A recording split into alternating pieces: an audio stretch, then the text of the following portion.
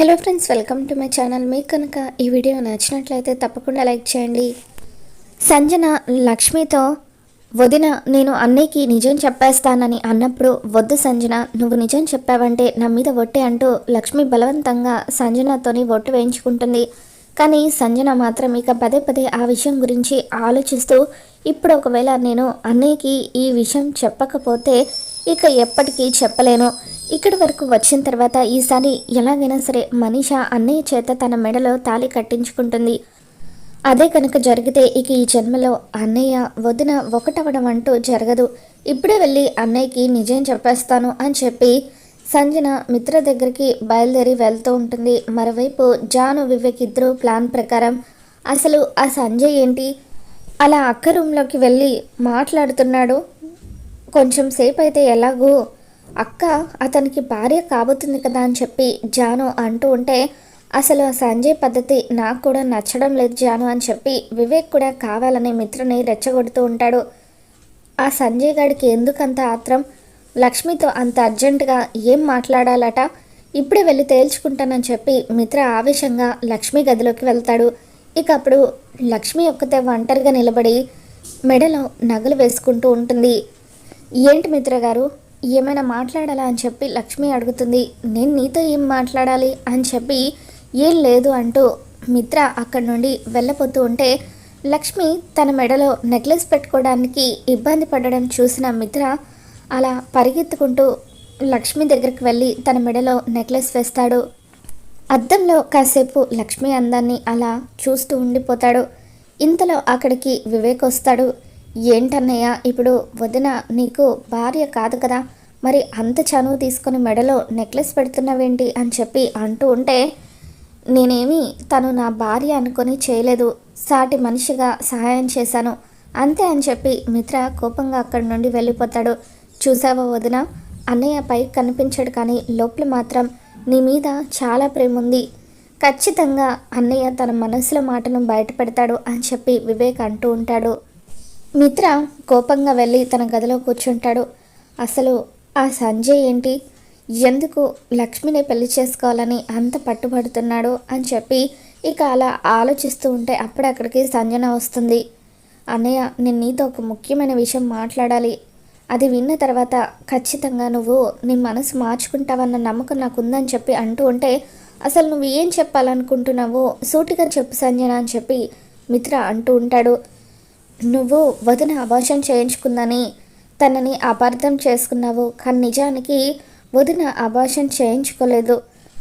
అసలు వదిన ప్రెగ్నెంటే కాదు, నన్ను కాపాడడం కోసం నేను ప్రెగ్నెంట్ అయ్యి అబార్షన్ చేయించుకుంటే వదిన ఆ నేరాన్ని తన మీద వేసుకుంది అని చెప్పి సంజన మిత్రకి నిజం చెప్పేస్తుంది.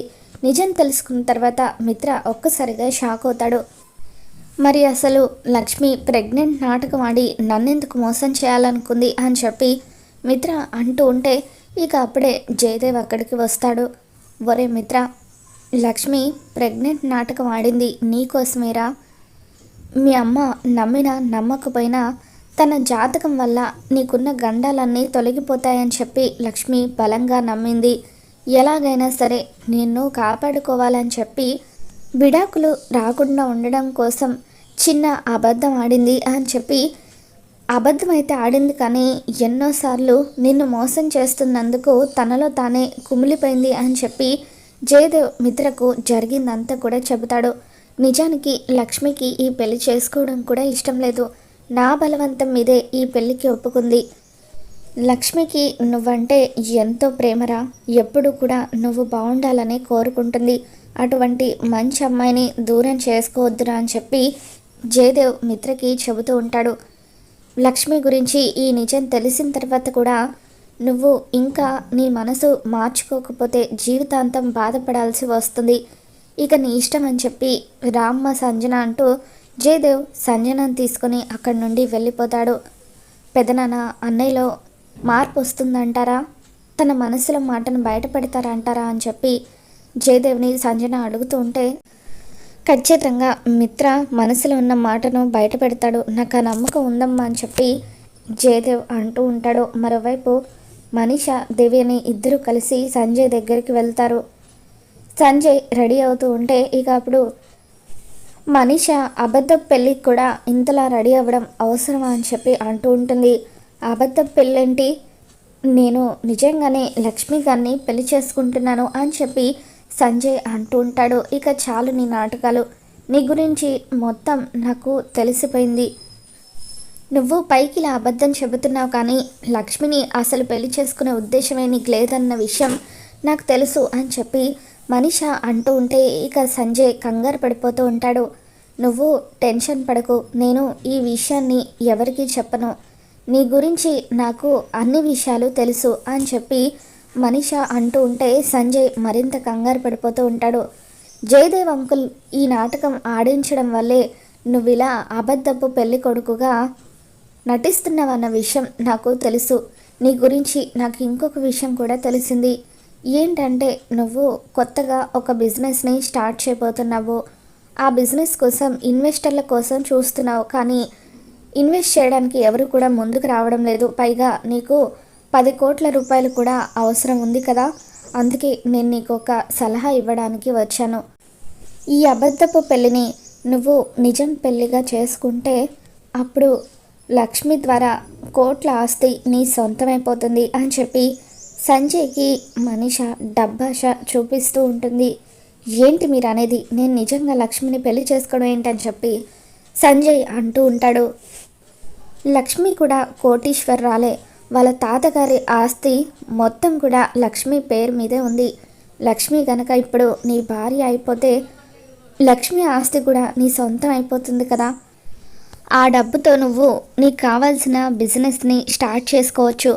అది కాకుండా నువ్వు కనుక లక్ష్మిని పెళ్లి చేసుకుంటే నీకు నేను 5 కోట్ల రూపాయలు ఇస్తాను అని చెప్పి మనీష అంటూ ఉంటుంది. ఇక అలా మనీష డబ్బాష చూపించడంతో సంజయ్ వాళ్ళ అమ్మ నాన్న ఇద్దరు కూడా, ఒరే సంజయ్ ఇంకా ఏం ఆలోచిస్తున్నావురా, మనకి 5 కోట్లు సంపాదించాలంటే ఎన్ని సంవత్సరాలు పడుతుందో ఆలోచించు. అదే కనుక నువ్వు లక్ష్మిని పెళ్లి చేసుకుంటే నీకు 5 కోట్ల రూపాయలతో పాటు తన ఆస్తి మొత్తం కూడా సొంతమైపోతుంది అని చెప్పి ఇక వాళ్ళు కూడా సంజయ్ మనసు మారుస్తూ ఉంటే మనీష చెప్పిన దానికి సంజయ్ ఒప్పుకుంటాడు. ఇక మనీష ఆనందంతో తన గదికి వచ్చేసి, అమ్మయ్య, ఇకపై నాకు మిత్రకు ఎటువంటి అడ్డు ఉండదు. ఇన్ని రోజులుగా మా మధ్య పానకంలో పుడకలాగా తయారైన ఆ లక్ష్మిని శాశ్వతంగా ఈ ఇంటి నుండి మిత్ర జీవితంలో నుండి పంపించేయబోతున్నాను అని చెప్పి మనీష, చూసారా ఆంటీ, నా తెలివితో ఈ అబద్ధపు పెళ్ళిని ఎలా నిజం చేయబోతున్నాను అని చెప్పి మనీష అంటూ ఉంటే, నువ్వు నిజంగా గ్రేట్ మనీష, లక్ష్మి ఆడుతున్న నాటకాన్ని తనకే తిప్పి కొట్టేలాగా చేస్తున్నావు అని చెప్పి కళ దేవి అని మనీష వీళ్ళంతా కూడా సంతోషపడిపోతూ ఉంటే అప్పుడే గుమ్మం దగ్గరికి వచ్చిన మిత్ర ఇదంతా కూడా వినేస్తాడు. అంటే మనీష కుట్ర చేసి లక్ష్మి జీవితాన్ని నాశనం చేయాలని చూస్తుంది. ఎట్టి పరిస్థితుల్లోనూ అలా జరగకూడదు, లక్ష్మికి అన్యాయం జరగకూడదు అని చెప్పి మిత్ర ఆలోచిస్తూ ఉంటాడు. ఇక అలా మిత్ర ఆలోచిస్తూ ఉండగానే ఇంతలో అరవింద మిత్ర దగ్గరికి వస్తుంది. నాన్న మిత్ర, ఎక్కడ నీ మనసు మారిపోతుందేమోనని, మళ్ళీ లక్ష్మి కావాలంటావేమోనని నేను చాలా భయపడిపోయాను. కానీ నీ మనసులో లక్ష్మి స్థానం ఏంటో తెలిసిన తర్వాత నేనిప్పుడు చాలా సంతోషంగా ఉన్నాను. నువ్వు కోరుకున్న మనీషాని ఇప్పుడు నువ్వు పెళ్లి చేసుకోబోతున్నావు, రా నాన్న అని చెప్పి పంతులు గారు పిలుస్తున్నారు అంటూ మిత్రను తీసుకువచ్చి అరవింద పెళ్లిపీటల మీద కూర్చోబెడుతుంది. ఇక మనీష కూడా ఆనందంతో వచ్చి మిత్ర పక్కన కూర్చుంటుంది. మరోవైపు సంజయ్ లక్ష్మి ఇద్దరు కూడా పీటల మీద పక్కపక్కన కూర్చొని ఉంటారు. పంతులు గారు మంత్రాలు చదువుతూ ఉంటారు. తాళి కట్టమని పంతులు గారు చెబుతూ ఉంటే ఇకప్పుడు మిత్ర తాళిని చేత్తో పట్టుకొని లక్ష్మి వైపు బాధగా చూస్తూ ఉంటాడు. ఏంటి మిత్ర ఆలోచిస్తున్నావు, నా మెడలో తాళి కట్టు అని చెప్పి మనీష అంటూ ఉంటుంది.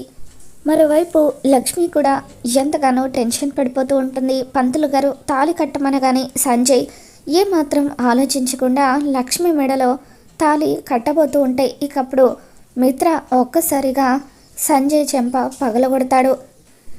ఏంటి మిత్ర, నువ్వేం చేస్తున్నావు, ఎందుకు సంజయ్ చెంప పగలగొట్టావు అని చెప్పి మనిష అంటూ ఉంటే ఇక అప్పుడు మిత్ర మనిష చెంప కూడా పగలగొట్టి, నువ్వు లక్ష్మికి చేయాలనుకున్న అన్యాయం గురించి నాకు తెలియదు అనుకుంటున్నావా? నేను మొత్తం వినేశాను అని చెప్పి మిత్ర జరిగిందంతా కూడా అందరికీ చెబుతాడు. లక్ష్మి నా మీద ప్రేమతోనే ఇదంతా చేసింది, కానీ నిజంగా సంజయ్ని పెళ్లి చేసుకోవాలని అనుకోలేదు. కానీ వీడు దాన్ని అడ్వాంటేజ్గా తీసుకుని లక్ష్మిని పెళ్ళాడి తన జీవితాన్ని నాశనం చేయాలనుకున్నాడు అని చెప్పి ఇక సంజయ్ని అక్కడి నుండి పంపించేసి, ఇప్పుడు చెబుతున్నాను విను మనిష, నా మనసులో లక్ష్మి ఏముంది, నేను లక్ష్మిని పెళ్లి చేసుకుంటాను. ఇన్ని రోజులుగా నువ్వు చేసిన కుట్రలన్నీ కూడా నేను తెలుసుకోలేకపోయాను. నీది స్వార్థమైన ప్రేమ, కానీ లక్ష్మిది స్వచ్ఛమైన ప్రేమ. ఎన్నోసార్లు నా కోసం ప్రాణాలను పణంగా పెట్టింది. దీక్షితులు గారు కూడా నాకు జరిగిందంతా చెప్పారు. నువ్వు చేసిన మోసాన్ని బయట పెట్టారు అని చెప్పి మిత్ర అనగానే ఇకప్పుడు మనిష ఒక్కసారిగా షాక్ అవుతూ ఉంటుంది. జన్మ జన్మలకు లక్ష్మియే నా భార్య అని చెప్పి మిత్ర అలా లక్ష్మి మెడలో మరొకసారి 3 ముళ్ళు వేస్తూ ఉంటే ఇక అప్పుడు మనిష ఏమీ చేయలేక అలా చూస్తూ ఉండిపోతుంది.